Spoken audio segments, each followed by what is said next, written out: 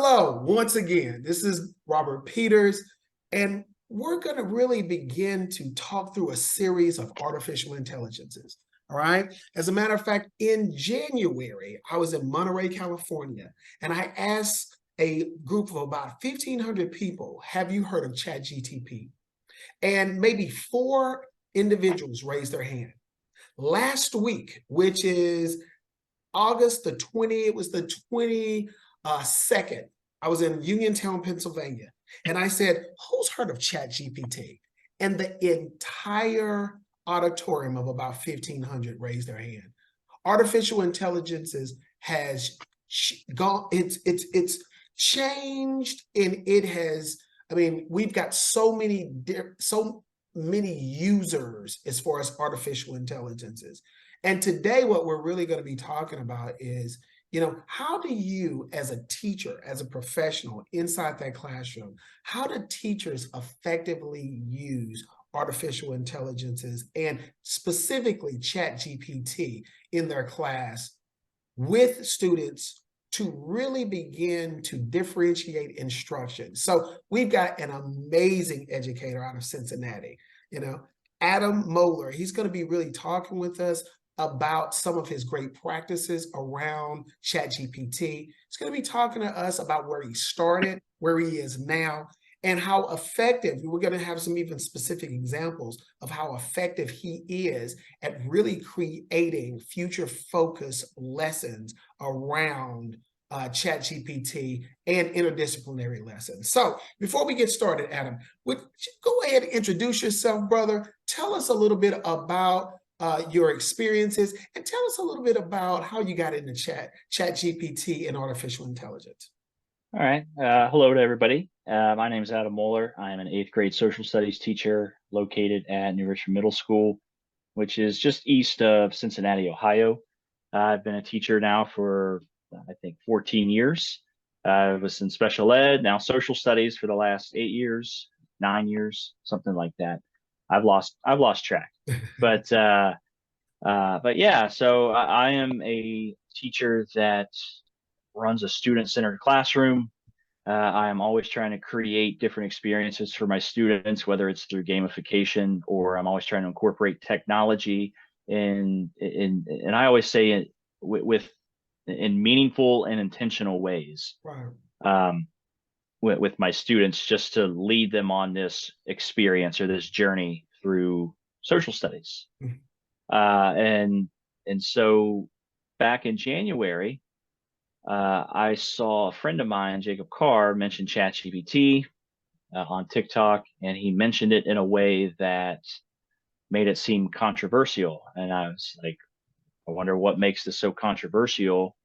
And I went and checked it out from a lens of curiosity. And I was like, oh my, yes, I see why this is controversial.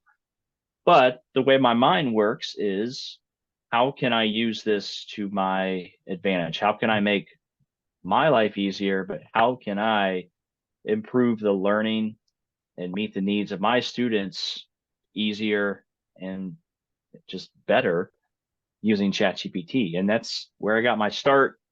And I've been, I have a presentation where I teach teachers 10 different ways to use artificial intelligence. And I've presented on it at a few conferences in the last few months. One at the Educational Service Center in Hamilton County. I presented it. I presented in my district. I've also presented it out in Indianapolis at a school out there that had a big conference. So it's and I'm going to be presenting artificial intelligence down at the National Council for Social Studies in Nashville this December with my buddy Dominic Helmstetter. So that should be pretty fun. Definitely, man. I was going to say too, just to kind of wrap me up here real quick.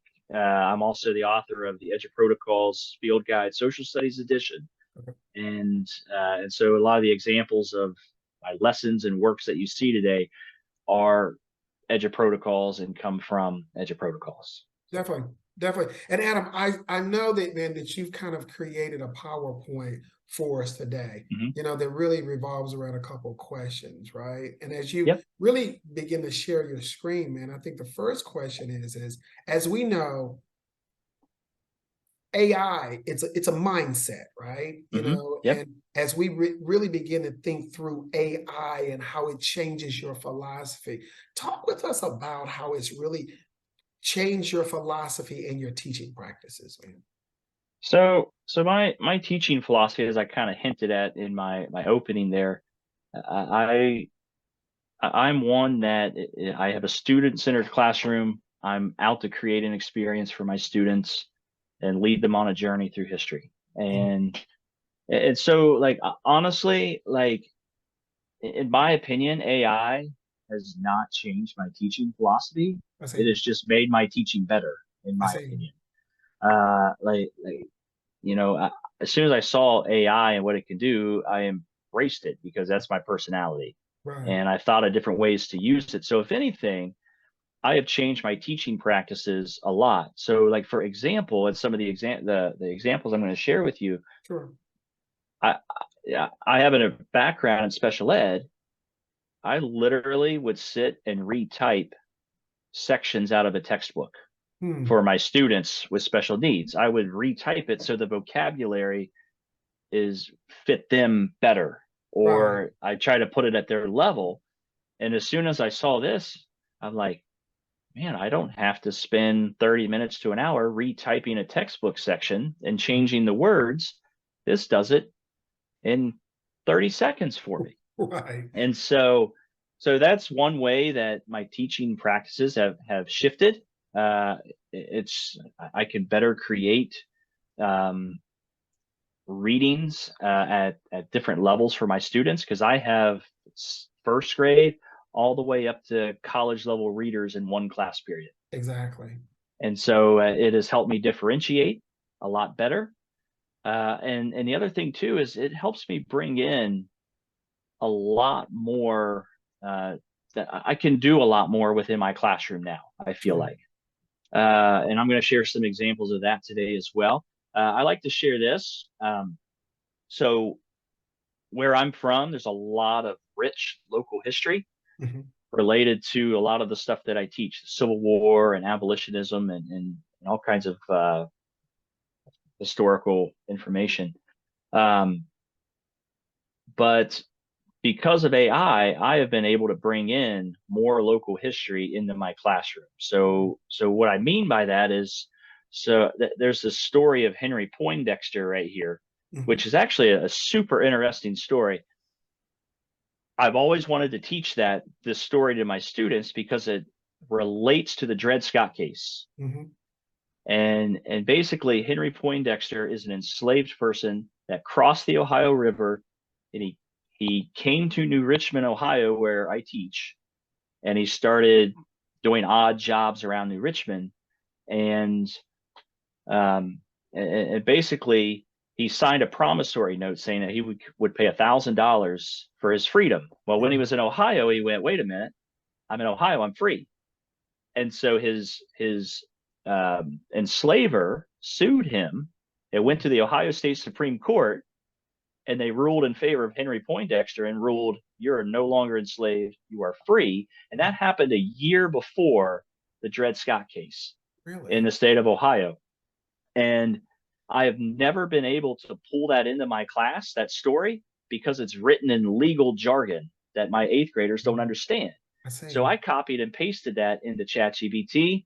Boom. Now I have myself, I'm going to share this here with you. Sure. Now I have myself an article that extracted all the information from that Ohio State Supreme Court docket or whatever, Mhm. and it put it into subheadings for Oh, I me. see. The decision afterwards, I see. Yes, yes. And so now I'm able to teach that story to my students so they can understand it. And Mhm. so this is like an example of how I have changed how I teach history. I've changed the stories I brought into my classroom because of ChatGPT. I see. And Yeah. in that, I see that you have a what is that? We both have it seems to be like a grid there.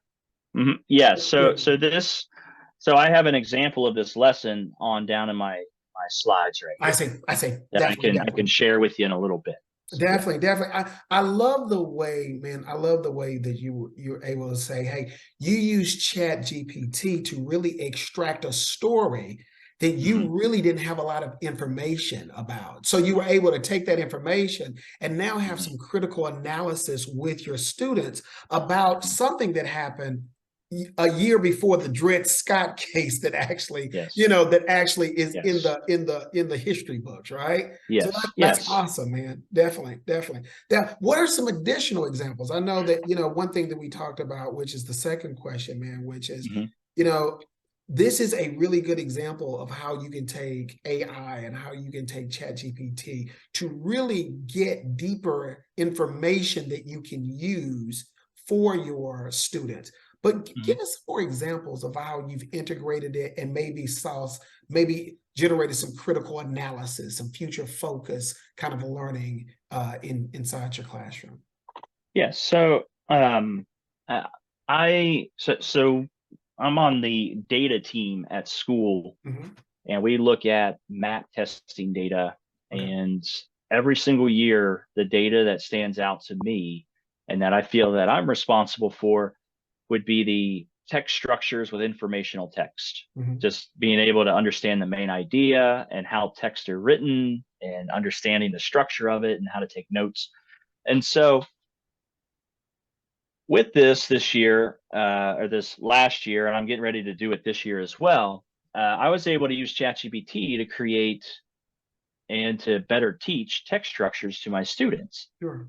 And so this particular lesson right here, I taught all my students the different text structures first. I used some an edge protocol to teach vocabulary, but Yeah. then I got on ChatGPT, and on this example right here on this slide, I had it create 8 different paragraphs, and I literally typed into it, I want you to create a 4 sentence, and I wanted it simple, super simple, a 4 sentence, sixth grade level paragraph about Thomas Jefferson using a cause and effect text structure.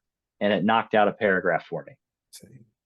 And then I had it create one that was used to compare and contrast text structure about like Andrew Jackson and Thomas Jefferson. So I had it create these mini paragraphs. And what I did is I copied and pasted them and I cut them out and I put them around the room in these envelopes. And the students could get up and walk around. And they had this paper there where they had to identify the text structure based on the keywords that were used. Mhm. They had to also pull out the main idea, and then they got an example of how they could take notes or things like that. What's Sure. an example of a note taking strategy? Sure.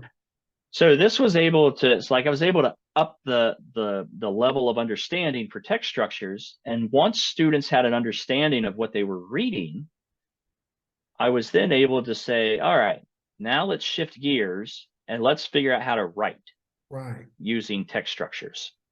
And so here's an example of one that I did. I love this picture, these 3 chickens looking in the Mhm. window at this cooked chicken right here. Right. And so now, and I'm going to go back to this, like before ChatGPT, like I was always searching for text structures, Right. but I couldn't find anything that I wanted that was right for my students. I Right. couldn't, and I'm not going to get on Teachers Pay Teachers. I'm not going to get on any of that stuff. And finally, I was now able to create something that worked for my students. And so then we switched to this and we started working on writing in different text structures. And Sure. I had them highlight the keywords they were using.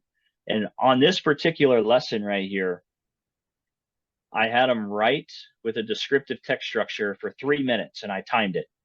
And once the 3 minutes was done, I said, all right, now we're going to switch gears, right? In a sequential text structure, 3 minutes.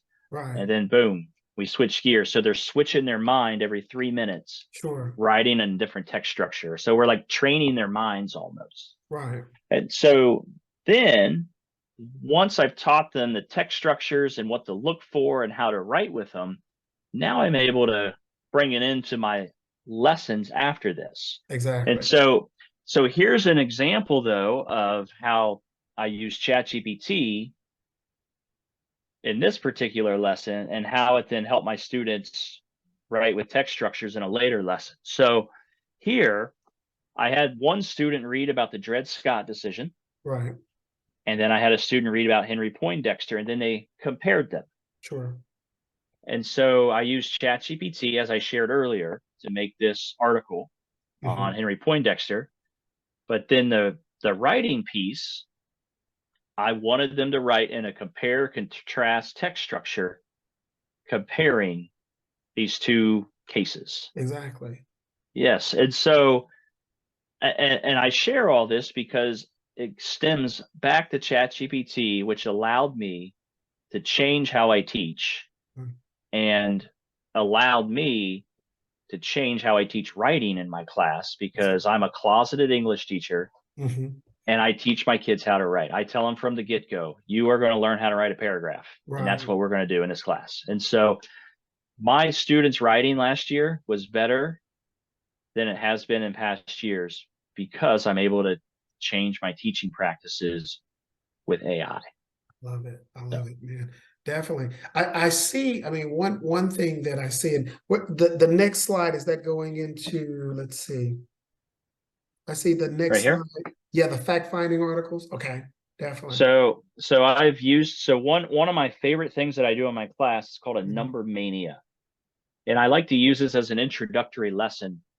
And sometimes I can't find articles that contain lots of numbers and stats and facts. And Mhm. so I got on ChatGPT and I wanted to introduce Andrew Jackson as this controversial figure. Right, And so I asked it to create a fact finding article about Andrew Jackson, include as many numbers and statistics as possible. right. And so now I copy and paste that to a Google Doc, I share it, students read it and pick out numbers and create an infographic that show that Andrew Jackson was a controversial and a stubborn leader. And so I'm able to now look at their numbers and I know like if they put his birth year on there, Mhm. that doesn't prove anything. Right, But if I see like he served in the War of 1812 and was a military hero, oh yeah, that proves something. right. So yeah. Love And it. so that ultimately led to this. So we did a bunch of other stuff in this unit, this mini unit on Andrew Jackson. And so I wanted my students to work on writing argumentatively. And so I had ChatGPT create this argumentative paragraph right here.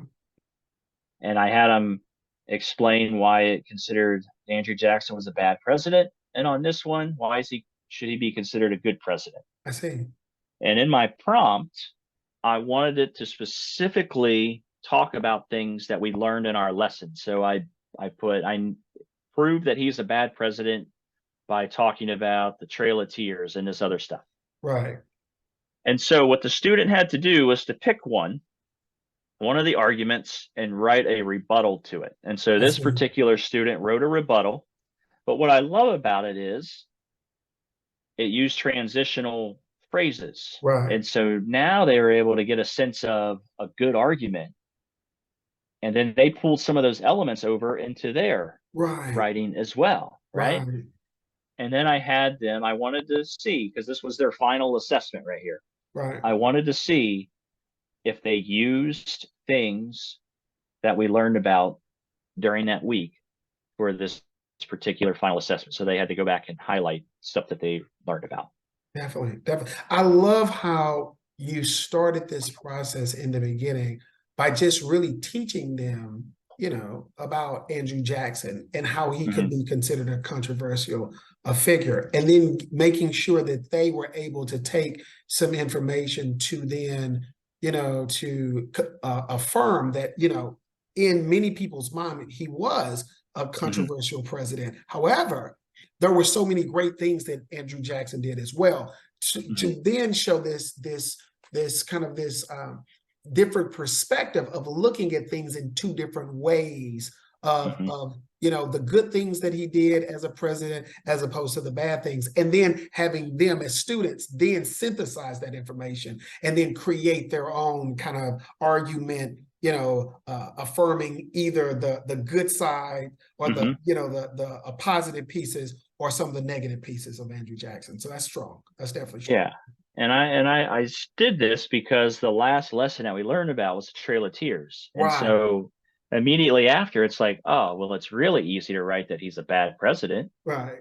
But I wanted to show both sides. I'm like, ChatGPT can help me with that. Right, right. And what I do like is that, a lot of times people think that, Chat GPT or this AI is going to take over. But what I like what you're doing is we're using this as a tool. You're using this Mhm. as a tool to get information quickly, accessible, and then you're able to synthesize that information and make sure that you differentiate it for children, right? So Yes. it's Yep. a tool, not it's taking over. It's really a Mhm. tool to use to get deeper and to make sure that you're able to then begin to get on another level as far as that cognitive and academic piece. Definitely, definitely, Exactly. definitely. Exactly. Okay. Hey, as we and I see that you got the Kansas Nebraska Act. Okay. Well, I was going to share an example of how I differentiate with it. Sure, And sure. Go ahead. so on this lesson here,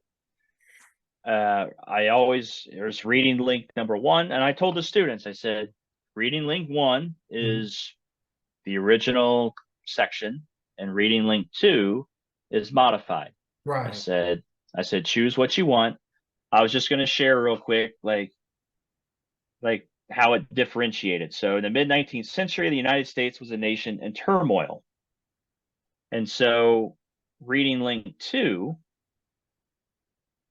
in the old days, America had some big problems, you know, but Right. but I guess I like this because, and I learned this in one of our data team meetings. We often shorten articles for our students with special needs to the Mhm. point where when they go to a state test, they're not ready. They see that gigantic article on the state test, and they're overwhelmed, right? Right. So and we create that sometimes, that overwhelming feeling. So I like this because it differentiated in a language they understand, but Exactly. it's still the same size as the first article. Exactly. But makes it more practical for students, with disabilities to truly understand the information, right? So I love the Correct. differentiation there. Definitely, definitely. Correct. I love it. I Uh, love it, man. yeah, and so we were able to differentiate for students, and I started doing that a lot the second half of the school year. Okay. Here's reading link one. Here's reading link two.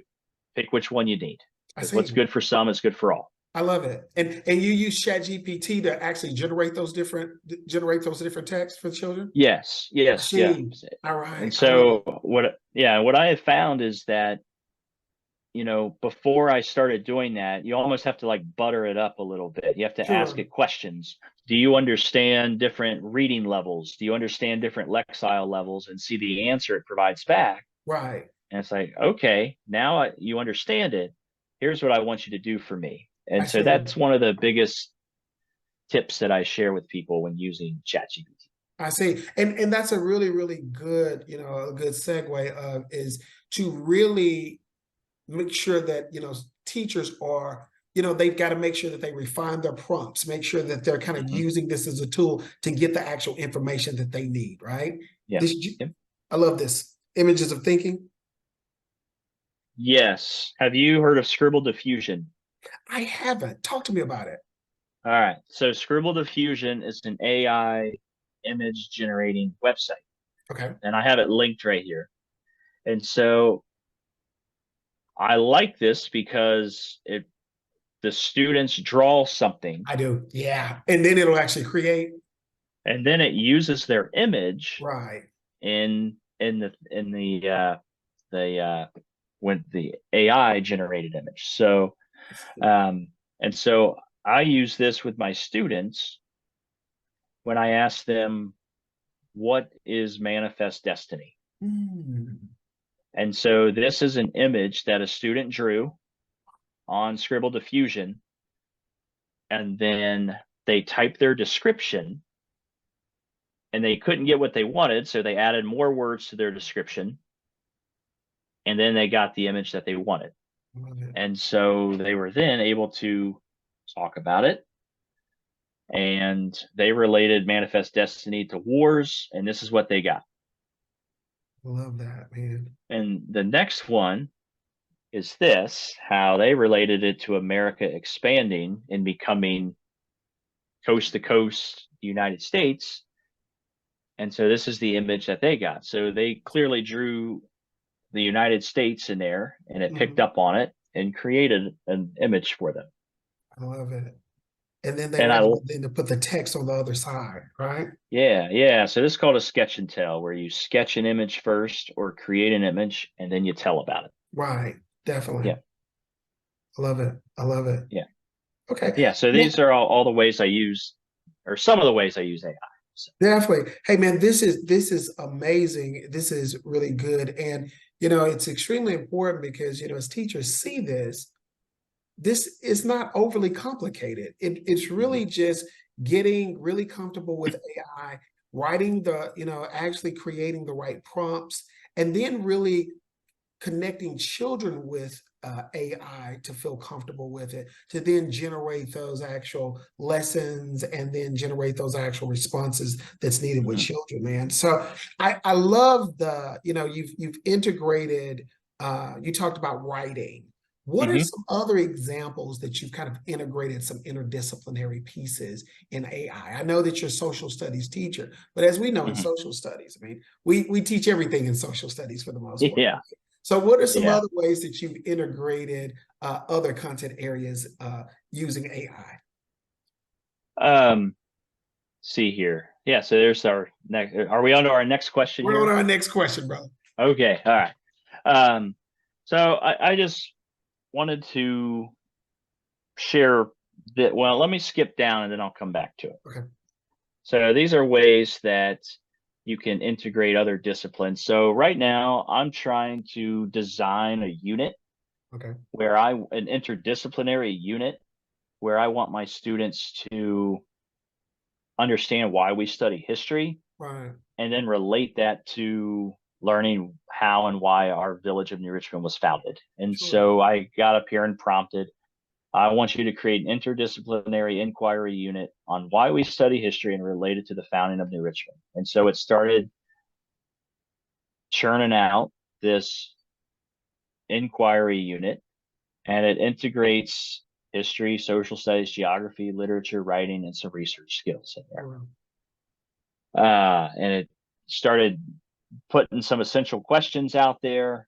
And I like to do this to see, like, does it pair with my thinking? Does it have any new ideas? What can I do here to help out my language arts colleagues? Or what can I do? I know in science a lot, they do a lot of inquiries and research, and they write, basically they use claims, evidence, and reasoning, right? So it's like, how can I help out my science colleagues as well? Now, math might be a bit of a stretch in social studies, but there's ways to incorporate it. But yeah, so this is one way that you can use AI for interdisciplinary units. Exactly. And usually, I love the way that you actually put the prompt. I want to create an interdisciplinary inquiry, right? Unit. So it's almost like AI is creating this interdisciplinary piece for you to give you kind of this framework that you can begin to build on, right? Yeah, for sure. Definitely, for sure. Definitely. But me being, I'm a former special ed teacher. Okay. And so I did this. This is just today. This is hot off the press right here, Robert. Okay. That's cool. And so I did this lesson today. And so anytime I teach a brand new lesson in my classroom, I use a low cognitive load. I just use something goofy to teach my students the process. And so today I use what's called the research protocol. And it's out of our social studies book. And so I asked the students, get on this Google form, and I want you to find and share 3 facts about snack foods. And they're like, how is this going to help me with social studies? I went, it's not. I'm teaching you a process right now. Right. So just enjoy it. Enjoy the process. Right. And so we created a spreadsheet off of that of a bunch of facts about snack foods. Okay. And then they made a slide about snack foods, and they had to choose 5 facts and rank them from the most interesting to the least interesting facts that they chose. Okay. The next step was this. I had them get on Socrative, Mm-hmm. and I said, you have 5 minutes to write me a paragraph. And I said, all I want to see is how you write. I didn't tell them anything other than that. I said, write me a paragraph. And so I was starting to read these today, and I went, wait a minute, I'm going to try something out. So I got on ChatGPT and I copied and pasted every paragraph, Mm-hmm. every single paragraph from Socrative. And I said, I want you to tell me, out of these, and this particular one, 13 student paragraph samples, how many students use a topic sentence, a clear topic sentence, 2 or more supporting details, a concluding sentence, and transitional phrases. 7 out of the 13 students use a topic sentence. 6 use 2 or more supporting details. I have baseline data right now that I can put in, and then I can check it at the end of the quarter to see how we've grown. Right. I love it. I love it. I don't know if anyone has used ChatGPT like this. I blew my principal's mind when I shared this. I just had this idea today and I went with it. But then I said, all right, which paragraphs fit that? And I put it into put it into a spreadsheet, and it said paragraph 1, yes, yes, yes, no, all across the top. Right. So now I went in and I copied and pasted. Now I have my own spreadsheet. I copied and pasted paragraph 1 into that first cell. And now I have the paragraph with, does it meet this criteria? I see. And so that's how I used it today. That's like the special ed teacher in me. Like, I know as a special ed teacher, we need that data right there, right? Right. Definitely. Definitely. And then I loved how you, what you're doing is you're allowing ChatGPT to help you differentiate. You're using it as a data piece. You're using it as a learning opportunity for children. And then you're using it to really just kind of even push yourself into, what about this new way of teaching this model, right? Yeah. So it still goes back to this tool that you can use to help your children. You can use this as far as a data piece, and then you can help it in your own growth, right? So this is strong, man. Definitely strong. Yeah. Definitely strong, man. It seems that we've kind of gone as far as, I think you've got one last screen here on the, is that 26? Hold on here. Or is it the next screen? Oh, there's that. I already shared that. And then yes, I didn't know how far you wanted me to get into this, but I have it create multiple choice questions for my GIM kits. I did one for math just to see if it would churn out some math related questions. And I said, create 10 multiple choice questions. This is the typical prompt for a GIM kit spreadsheet, 5-column. First column is the question, second column is the correct answer, and so forth. And then I copied and pasted the standards in there. I said, create 10 multiple choice questions based on these 2 standards. And it knocked out that. And now, if I can get up here, now I was able to create a GIM kit 30 seconds. That's it, man. 30 seconds, right? Now, 30 seconds. How long would that have taken you, man? How long would that process have taken you trying to build that? Dude, I used to go get to school and spend 30 to 40 minutes of time looking through questions. Right. Or making my own questions or changing how questions are worded. Right. And now it takes 30 seconds to make those questions. I can review them real quick and I'm done. 30 I'm done seconds, in 5 minutes. I'm done in 5 minutes after I review them all. That's it, man. So a 45-minute activity takes 30 seconds to generate and 5 minutes to synthesize, get ready, prepare, and finalize, man. Yes. It's almost like it's an opportunity of a lifetime, man. It's just there. It's there, man. Now, our last question, man. as we really begin to conclude. And first of all, before, the last question, man, I want to just thank you for the specific examples. And I know we've talked about it because I would love to even have these, for our viewers to actually see them and actually, we'll talk through, actually getting some of these lessons and seeing them. But advice. I mean, I'm a new teacher. I've been at a keynote by Dr. Daggett. He's done an excellent job. He's really motivated me, Adam, and I really want to get into ChatGPT, man. Yeah. What advice, man, would you give to those teachers that really want to take that first step into AI? I would say start with curiosity. Okay. I think it's real easy to be influenced by outside voices, negative outside voices, right? And I would say start with curiosity, and it's just like in my classroom where I start with a low cognitive load.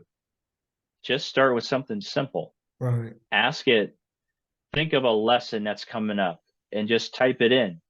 Create a lesson about the Whiskey Rebellion. Create a lesson about genre and theme.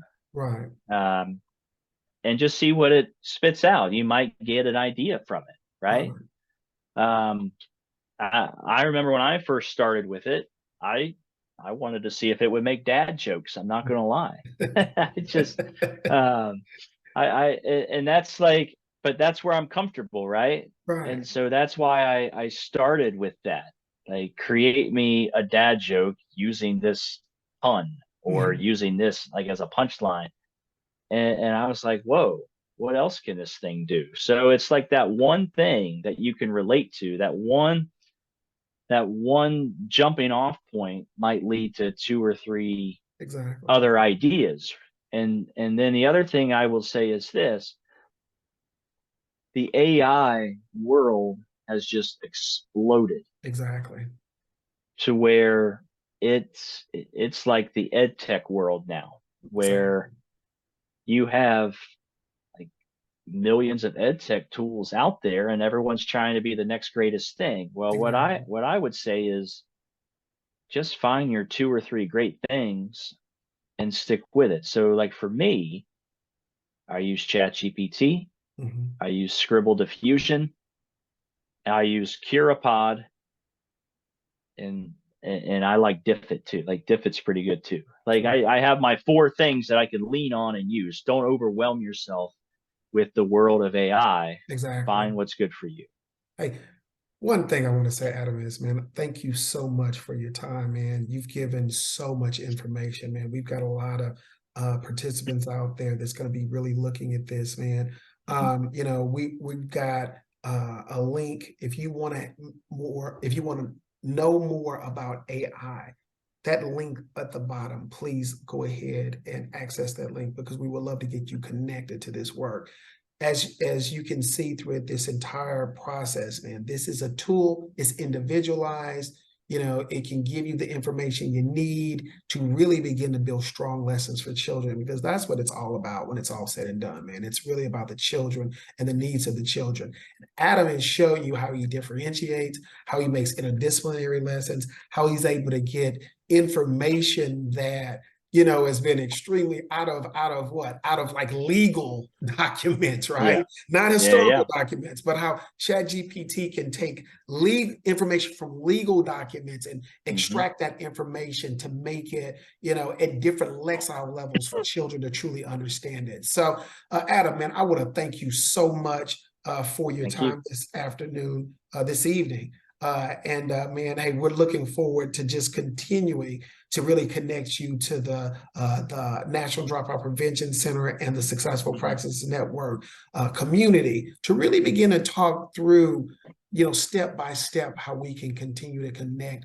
more individuals to this beautiful thing called artificial intelligence, man. So thanks again, Adam. Thank you for your time, man. I know it's getting late, man, but thank you so much for this opportunity and this time. Okay. Thanks for having me. I appreciate it.